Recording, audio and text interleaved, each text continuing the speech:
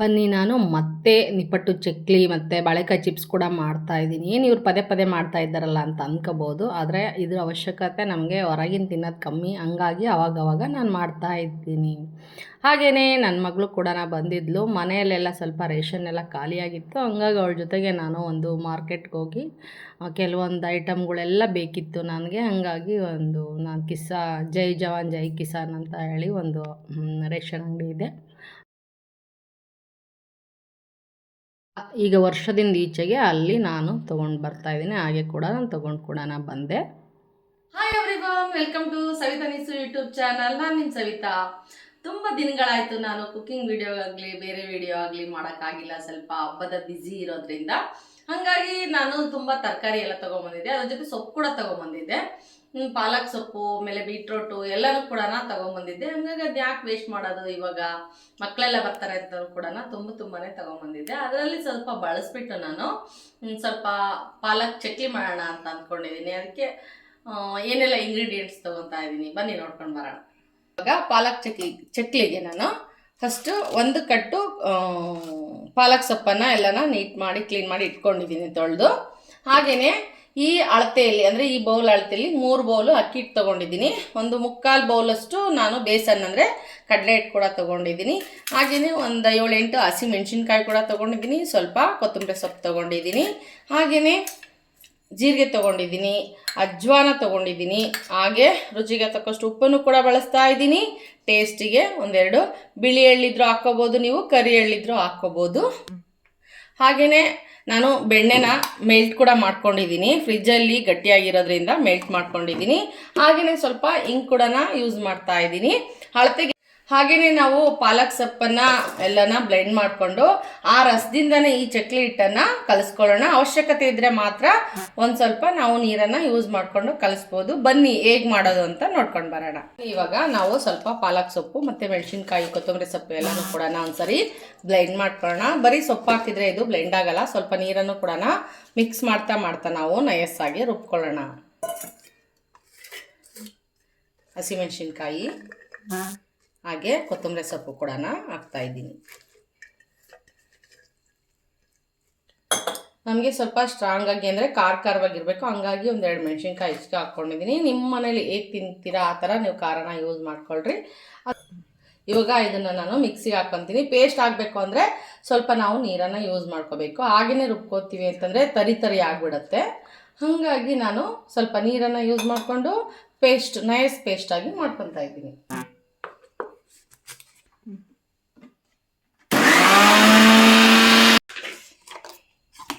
ನೋಡಿ, ಈ ಥರ ನಾನು ನಯಸ್ಸಾಗಿ ಪೇಸ್ಟ್ ಮಾಡ್ಕೊಂಡಿದ್ದೀನಿ.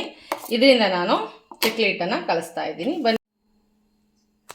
ಬನ್ನಿ ನಾವು ಹಿಟ್ಟು ಕಲಿಸೋದಕ್ಕೆ ಫಸ್ಟು ನಾವು ಮಸಾಲೆ ಎಲ್ಲ ಏನೇನನ್ನು ಮಿಕ್ಸ್ ಮಾಡ್ಕೋಬೇಕು ಅಂತ ಕೂಡ ಹೇಳ್ತೀನಿ. ಬೇಸನ್ ತೊಗೊಂಡಿದ್ನಲ್ಲ ಅದನ್ನು ಸೇರಿಸ್ತಾ ಇದ್ದೀನಿ.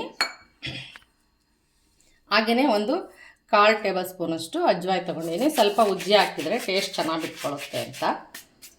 ಹಾಗೆಯೇ ಜೀರಿಗೆನೂ ಕೂಡ ಅಷ್ಟೇ 1/2 ಟೇಬಲ್ ಸ್ಪೂನಷ್ಟು ಹಾಕೋತಾ ಇದ್ದೀನಿ. ಅದನ್ನು ಕೂಡ ಸ್ವಲ್ಪ ಈ ಥರ ಉಜ್ಜಿ ಹಾಕಿದರೆ ರುಚಿಯಾಗಿರುತ್ತೆ. ಹಾಗೆಯೇ ಬಿಳಿ ಎಳ್ಳಿದ್ರೆ ಬಿಳಿ ಎಳ್ಳು ಯೂಸ್ ಮಾಡ್ಕೊಳ್ರಿ. ನಾನಿಲ್ಲಿ 1-2 ಕರಿ ಎಳ್ಳನ್ನು ಹಾಕ್ತಾಯಿದ್ದೀನಿ. 1/4 ಟೇಬಲ್ ಸ್ಪೂನ್ ಸಾಕು. ಹಾಗೆಯೇ 1.5 ಟೇಬಲ್ ಸ್ಪೂನು ಉಪ್ಪನ್ನು ತೊಗೊಂಡಿದ್ದೀನಿ. ಹಾಗೆಯೇ ಸ್ವಲ್ಪ ಹಿಂಗೆ ಕೂಡ ಯೂಸ್ ಮಾಡ್ತಾಯಿದ್ದೀನಿ. 1/4 ಟೇಬಲ್ ಸ್ಪೂನಷ್ಟು ಹಾಕ್ತಾಯಿದ್ದೀನಿ. ಹಾಗೆಯೇ ಬೆಣ್ಣೆನೂ ಕೂಡ ಲೈಟಾಗಿ ಮೆಲ್ಟ್ ಮಾಡ್ಕೊಂಡಿದ್ದೀನಿ. ಸ್ವಲ್ಪ ಹಾಕ್ತಾಯಿದ್ದೀನಿ ಅಂದರೆ 1-2 ಟೇಬಲ್ ಸ್ಪೂನಷ್ಟು ಬೆಣ್ಣೆನೂ ಕೂಡ ಯೂಸ್ ಮಾಡ್ತಾಯಿದ್ದೀನಿ. ಇವಾಗ ಇದನ್ನು ನಾನು ಏನು ಪೇಸ್ಟ್ ಮಾಡಿಟ್ಕೊಂಡಿದ್ದೀನಲ್ಲ ಆ ಪೇಸ್ಟಿಂದ, ಪಾಲಕ್ ಪೇಸ್ಟಿಂದ ನಾನು ಇವಾಗ ಹಿಟ್ಟನ್ನು ಕಲಿಸ್ತಾಯಿದ್ದೀನಿ. ಒಂದ್ಸರಿ ಎಲ್ಲ ಇದನ್ನು ನೀಟಾಗಿ ಮಿಕ್ಸ್ ಮಾಡ್ಕೊತೀನಿ. ಎಲ್ಲ ಬೆಣ್ಣೆ ಎಲ್ಲ ಹದವಾಗಿ ಎಲ್ಲ ಹಿಟ್ಟಿಗೂ ಕೂಡ ಸೇರಿಕೊಳ್ಳಿ. ಚಕ್ಲಿ ಹಿಟ್ಟು ಯಾವ ಥರ ಕಲಿಸ್ಕೊತೀವೋ ಆ ಥರನೇ ಫಸ್ಟು ನಾವು ಇದನ್ನೆಲ್ಲನೂ ನೀಟಾಗಿ ಮಿಕ್ಸ್ ಮಾಡ್ಕೋಬೇಕು. ಉಪ್ಪು, ಬೆಣ್ಣೆ ಎಲ್ಲ ಕೂಡ. ನಿಪ್ಪಟ್ಟೆಲ್ಲ ಮಾಡಿದ್ದೆ, ಕೋಡ್ಬಳೆ ಎಲ್ಲ ಮಾಡಿದ್ದೆ. ತುಂಬ ಚೆನ್ನಾಗಿ ತಿಂತಾರೆ ಆ ಥರದ ಸ್ನ್ಯಾಕ್ಸ್ ಎಲ್ಲ ಮಾಡಿಟ್ರೆ. ಹಾಗಾಗಿ ನಾನು ಇವಾದರೆ ಸ್ವಲ್ಪ ದಿವಸ ಇಟ್ಕೊಂಡು ತಿನ್ಬೋದಲ್ವ, ಹಾಗಾಗಿ ಈ ಥರ ಮಾಡ್ತಾಯಿರ್ತೀನಿ. ಆವಾಗವಾಗ ವೆರೈಟಿಯಾಗಿ ಮಾಡ್ಬೋದು ನಾವು. ಒಂದೊಂದು ರುಚಿಯಲ್ಲಿರುತ್ತೆ. ಸ್ವಲ್ಪನೇ ಹಾಕ್ಕೊಂಡು ನಾವು ಇವಾಗ ಈ ಚಕ್ಲಿ ಹಿಟ್ಟನ್ನು ಕಲಸೋಣ. ಒಂದೇ ವಿಧಾನದಲ್ಲಿ ಮಾಡಬೇಕು ಅಂತಿಲ್ಲ, ವೆರೈಟೀಸ್ ಆಫ್ ಇಂಗ್ರೀಡಿಯೆಂಟ್ ಯೂಸ್ ಮಾಡಿ ವೆರೈಟಿ ಟೇಸ್ಟಲ್ಲೂ ಕೂಡ ತಿನ್ಬೋದು. ಅದರಲ್ಲೂ ಮಕ್ಕಳಿಗೆ ಈ ಥರ ಕಲರ್ಫುಲ್ಲಾಗಿ ಮಾಡಿಕೊಟ್ರೆ ಪ್ರೋಟೀನ್ ವಿಟಮಿನ್ ಎಲ್ಲನೂ ಕೂಡ ನಮ್ಮ ಮಕ್ಳಿಗೆ ಚೆನ್ನಾಗಿ ಸಿಗುತ್ತೆ. ಸೊಪ್ಪು ತರಕಾರಿ ಎಲ್ಲ ಪಕ್ಕಕ್ಕೆ ಇಟ್ಟು ತಿಂತಾರಲ್ವ, ಈ ಥರ ಮಾಡಿಕೊಟ್ರೆ ಸ್ನ್ಯಾಕ್ಸ್ ಆಗೂ ಇರುತ್ತೆ, ಅವರಿಗೆ ಹೆಲ್ದಿ ರೆಸಿಪಿ ಕೂಡ ಆಗಿರುತ್ತೆ. ಇದನ್ನೆಲ್ಲ ಸ್ವಲ್ಪ ಸ್ವಲ್ಪನೇ ಹಾಕ್ಕೊಂಡು ನಾವು ಚಕ್ಲಿ ಹಿಟ್ಟಿನ ಅಂದರೆ ಚಪಾತಿ ಹಿಟ್ಟಿನ ಹದದಲ್ಲಿ ಎಲ್ಲನೂ ಕೂಡ ಕಲಿಸ್ಕೊಂಡು ನಿಮಗೆ ತೋರಿಸ್ತೀನಿ ಯಾವ ಥರ ಕಲಿಸೋದು ಅಂತೇಳಿ. ನೋಡಿ, ಈ ಕನ್ಸಿಸ್ಟೆನ್ಸಿ ಒಳಗೆ ನಾನು ಕಲಿಸ್ಕೊಂಡಿದ್ದೀನಿ. ಸಾಫ್ಟಾಗಿರಬೇಕು, ಹಂಗಾದರೆ ಚಕ್ಲಿ ಚೆನ್ನಾಗಿ ಈಸಿಯಾಗಿ ಮೂವ್ ಆಗುತ್ತೆ. ಹಾಗೆಯೇ ಎಣ್ಣೆನೂ ಕೂಡ ಒಂದು ಅರ್ಧ kg ಕಾಯಕ್ಕೆ ಇಟ್ಕೊಂಡಿದ್ದೀನಿ. ಇವಾಗ ನಾನು ಚಕ್ಲಿ ಒಳ್ಳಿಗೆಲ್ಲ ಸ್ವಲ್ಪ ತುಪ್ಪನ ಸವರ್ಕೊಂಡಿದ್ದೀನಿ. ಇವಾಗ ಇದಕ್ಕೆ ಎಷ್ಟು ಹಿಡಿಯುತ್ತೋ ಅಷ್ಟು ತಗೊಂಡು ನಾವು ಇವಾಗ ಚಕ್ಲಿನ ಮಾಡ್ಕೊಳ್ಳೋಣ.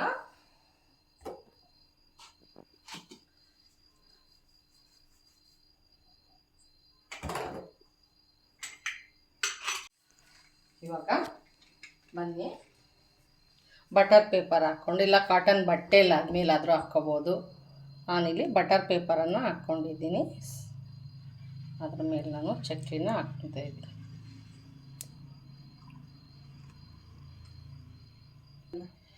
ಕಲರ್ಫುಲ್ಲಾಗಿ ಬರ್ತಾ ಇದೆ ಚಕ್ಲಿ, ಹಾಗೆಯೇ ಸಾಫ್ಟಾಗಿ ಕೂಡ ಬರ್ತಾ ಇದೆ.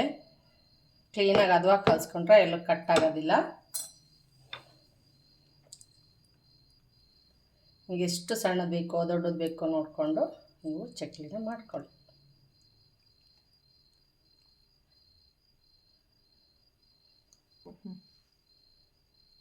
ಯಾವ ಆಕಾರದಲ್ಲಾದರೂ ನೀವು ಮಾಡಿಕೊಡ್ರಿ. ನಾನೊಂದು 2-3 ಥರ ಸೈಜಲ್ಲಿ ಮಾಡಿದ್ದೀನಿ. ಎಷ್ಟು ಕಲರ್ಫುಲ್ಲಾಗಿ ಕಾಣ್ತಾ ಇದೆ ಅಂದರೆ ಪಿಸ್ತಾ ಕಲರ್ ಕಾಣಿಸ್ತಾ ಇದೆ.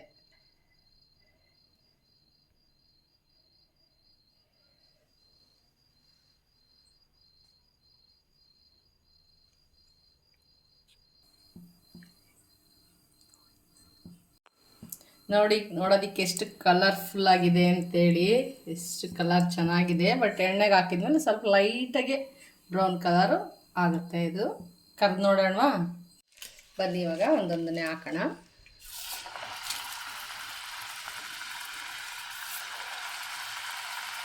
ನೋಡಿ, ಹಿಂಗೆ ಹಿಡಿದ್ರೂ ಕೂಡ ಬೀಳ್ತಾ ಇಲ್ಲ, ಅಷ್ಟು ಚೆನ್ನಾಗಿ ಹದವಾಗಿದೆ ಕಲಸೋದು ಎಲ್ಲ.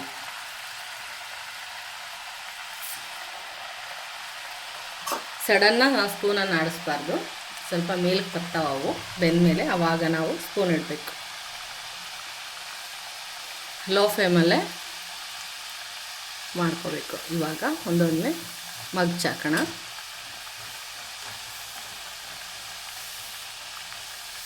ಸ್ವಲ್ಪ ಕಲರ್ ಶೇಡ್ ಆಗ್ತಾಯಿದೆ ನೋಡಿರಿ ಇವಾಗ. ನೋಡಿ ಈ ಕಲರ್.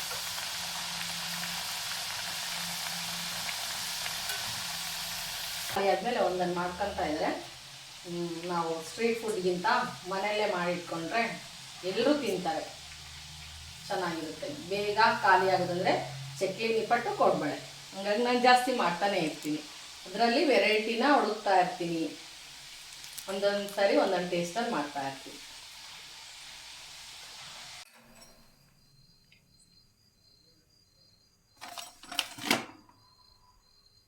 ನೆಕ್ಸ್ಟು ಬ್ಯಾಚ್ ಹಾಕೋಣ. ಫಸ್ಟು ದೊಡ್ಡದು ಮಾಡಿದ್ನಲ್ವ, ಅದನ್ನ ಹಾಕ್ತೀನಿ ಇವಾಗ.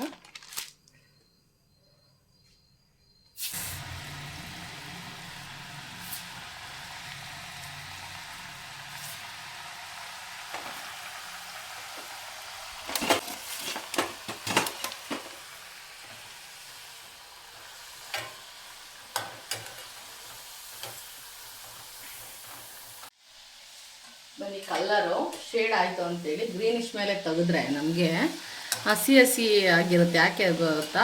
ಪಾಲಕ್ ಸೊಪ್ಪು ಹಸಿ ಇರೋದ್ರಿಂದ ನಾವು ರುಬ್ಬಾಕಿದ್ವಲ್ಲ, ಅದೆಲ್ಲ ನೀಟಾಗಿ ಫ್ರೈ ಆದರೆ ನಾವು ಸ್ಟೋರ್ ಮಾಡ್ಕೊಳಕ್ಕಾಗೋದು. ಇಲ್ಲ ಅಂತ ಹೇಳಿದ್ರೆ ಒಂಥರ ಫಂಗಸ್ ಥರ, ಒಂಥರ ಬೂಸ್ಟ್ ಬರೋದು, ಆ ಥರ ಎಲ್ಲ ಆಗುತ್ತೆ. ಹಂಗಾಗಿ ಡೀಪ್ ಫ್ರೈಯನ್ನು ಲೋ ಫ್ಲೇಮಲ್ಲೇ ಇಟ್ಕೊಂಡು ನಾವು ಮಾಡಿಕೊಂಡ್ರೆ ಕ್ರಿಸ್ಪಿಯಾಗಿರುತ್ತೆ, 4 ದಿನ ಚೆನ್ನಾಗೂ ಕೂಡ ಇರುತ್ತೆ. ಹಂಗಾಗಿ ನಾನು ಡೀಪ್ ಫ್ರೈಯನ್ನು ಮಾಡ್ತಾಯಿದ್ದೀನಿ, ಲೋ ಫ್ಲೇಮಲ್ಲಿ ಇಟ್ಕೊಂಡಿದ್ದೀನಿ.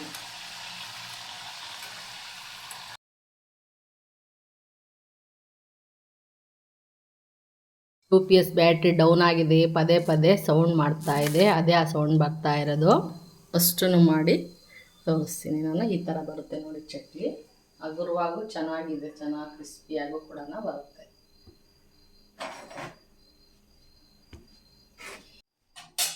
ನೋಡಿ ನಾನೇನು ಇಂಗ್ರೀಡಿಯೆಂಟ್ಸ್ ತೊಗೊಂಡಿದ್ನೋ ಇಷ್ಟು ಚಕ್ಲಿ ಆಗಿದೆ. ಅಷ್ಟು ನಾನು ಬಳಸಿರೋ ಅಂಥ ಐಟಮ್ಗಳಿಗೆ ನಾನು ಸಾಫ್ಟಾಗಿ ಮಾಡಿಲ್ಲ, ಕ್ರಿಸ್ಪಿಯಾಗಿ ಮಾಡಿದ್ದೀನಿ.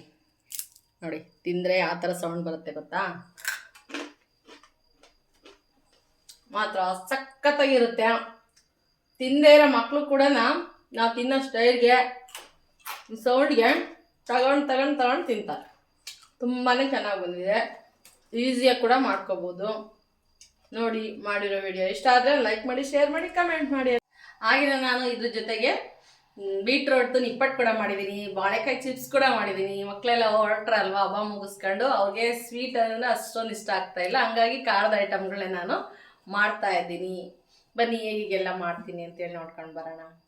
ಬನ್ನಿ ಹಾಗೆಯೇ ಬೀಟ್ರೋಟ್ ನಿಪ್ಪಟ್ಟು ಮಾಡೋಣ ಅಂತೇಳ್ಬಿಟ್ಟು ಅದನ್ನು ಕೂಡ ರೆಡಿ ಮಾಡ್ಕೊತಾ ಇದ್ದೀನಿ. ಬೀಟ್ರೋಟು, ಮೆಣಸಿನ್ಕಾಯಿ, ಕೊತ್ತಂಬರಿ ಸೊಪ್ಪು ಇದನ್ನೆಲ್ಲನೂ ಕೂಡ ನುಣ್ಣಗೆ ಪೇಸ್ಟನ್ನು ಮಾಡಿಕೊಂಡು ಅದ್ರ ಸಹಾಯದಿಂದ ನಾವೇನು 2 ಲೋಟ ಇದನ್ನು ತೊಗೊಂಡಿದ್ದು ಅಕ್ಕಿ ಹಿಟ್ಟು, 1 ಲೋಟ ಅಕ್ಕಿ ರೊಟ್ಟಿ ರವೆ ಇದೆಲ್ಲ ತೊಗೊಂಡಿದ್ದು, ಅದಕ್ಕೆ ಕಡಲೆಪಪ್ಪು ಮತ್ತು ಹುರ್ಗಡ್ಲೆ ಪುಡಿ ಮತ್ತು ಕರಿಬೇವು ತರಿಯಾಗಿ ಮಿಕ್ಸಿ ಮಾಡಿಕೊಂಡು ನಾವು ಅದಕ್ಕೆ ಸೇರಿಸಿ ಜೀರಿಗೆ, ಅಜ್ವಾನ ಮತ್ತು 1-2 ಎಳ್ಳು ಎಲ್ಲನೂ ಕೂಡ ಸ್ವಲ್ಪ ಕೈಯಲ್ಲಿ ಉಜ್ಜಿ ಹಾಕ್ಬಿಟ್ಟು ಅದಕ್ಕೆ ನಾವು ಎಷ್ಟು ಬೇಕೋ ಅಷ್ಟು ಸಾಲ್ಟು ಕೂಡ ಯೂಸ್ ಮಾಡಿಕೊಂಡು, ಜೊತೆಗೆ ಸ್ವಲ್ಪ ತುಪ್ಪನೂ ಕೂಡ ನಾನಿಲ್ಲಿ ಯೂಸ್ ಮಾಡ್ತಾಯಿದ್ದೀನಿ, ಒಂಚೂರು ಸೋಡಾನು ಕೂಡ ಹಾಕ್ತಾಯಿದ್ದೀನಿ, ಜೊತೆಗೆ ಹಿಂಗನ್ನು ಕೂಡ ಸೇರಿಸ್ತಾ ಇದ್ದೀನಿ.